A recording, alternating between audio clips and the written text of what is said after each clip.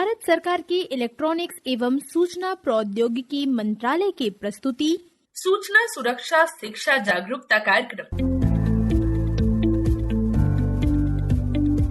Episode 6। आज का विषय है वित्तीय सुरक्षा, ऑनलाइन बैंकिंग और यूपीआई।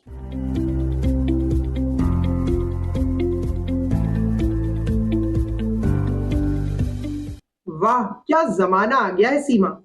सब्जी वाला हो या मॉल, बस क्यूआर स्कैन करो और पेमेंट हो गया।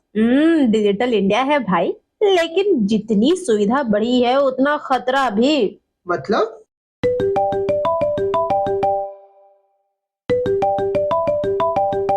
हेलो सर, हम आपके बैंक से बोल रहे हैं। आपके खाते से एक संदिग्ध ट्रांजैक्शन हुआ है। अकाउंट सुरक्षित रखने के लिए अभी जो ओटीपी आया है वो बताइए। सीमा, बैंक से कॉल है, बोल रहे हैं कि मेरा अकाउंट खतरे में है, ओटीपी मांग रहे हैं। रुको, सबसे पहले कोई भी बैंक कभी ओटीपी या यूपीआई पिन फोन पर नहीं मांगता।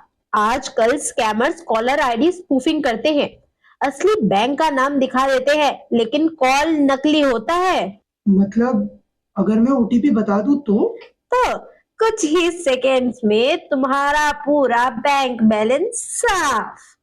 Dear user, account --33XYZ debited by 50,000 rupees on current date। Oh no, 50,000 रुपए डेबिट, सब चला गया। अरे, होश में आओ, क्या कह रहे हो?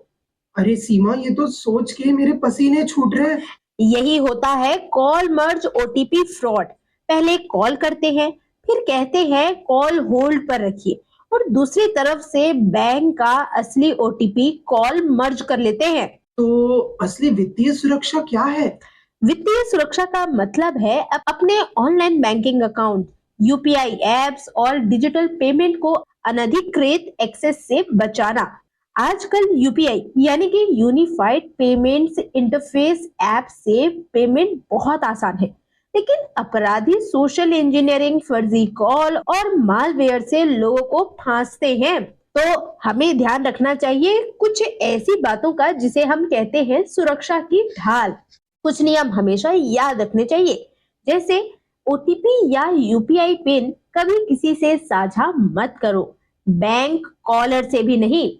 फोन और बैंकिंग ऐप में मजबूत पासवर्ड और बायोमेट्रिक लॉक लगाओ। ट्रांजैक्शन अलर्ट चालू रखो ताकि हर पेमेंट की सूचना तुरंत मिले।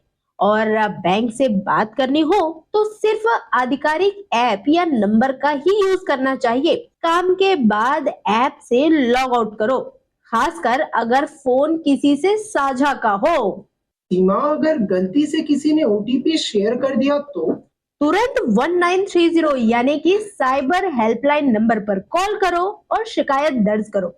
इसके साथ साथ www.cybercrime.gov.in पर भी रिपोर्ट किया जा सकता है।